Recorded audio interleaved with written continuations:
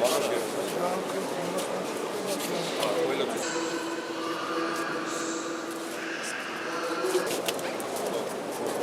მინდა ქედი მოვიხარო ყველა იმ დედის წინაშე, რომელიც აქ არის ახლა, ამ ადამიანებს საოცარი ტრაგედია არ გუნათ ღმერთმა ის რომ ამდენი ხანია საკუთარი შვილის საფლავებს ვერ უვლიან, მეორეს მხრივ არიან მართლაც გმირი დედები, რომლებმაც თავიანთი შვილები ისე აღზარდეს, რომ მათ შვილებს ერთი წამით უკან არ დაუხევიათ და არ დაფიქრებულან, როდესაც სამშობლოს დაჭირდა.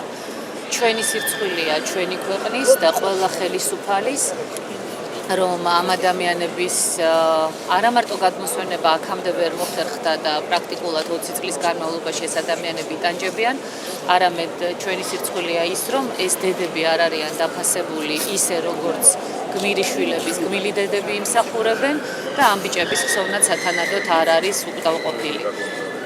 ორი რამ უნდა გააკეთოს ნებისმიერმა ხელისუფლებამ. ერთი რომ არასოდეს აღარ დაუშვას ის უბედურება განმეორდეს, რაც ამ დედებმა გადაიტანეს და არასოდეს ჩვენი ბიჭები ძმათამკვლელ ომში აღარ წავიდნენ და მეორე ყველა ხელისუფალმა უნდა იზრუნოს იმისათვის, რომ სამშობლოსთვის დაღუპულთა ოჯახები გრძნობდნენ იმას, რომ ღირსეული სამშობლოსთვის გაწირეს თავიანთი შვილები.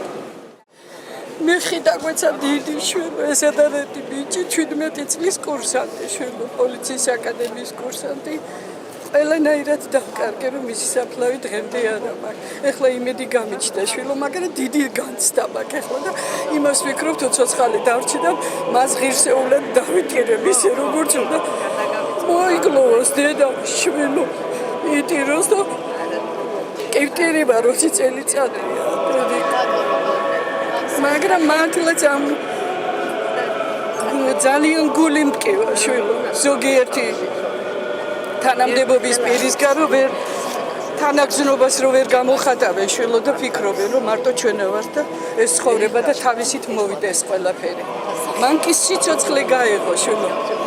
ძალიან ისეთი სიცოცხლე არ ვიცი.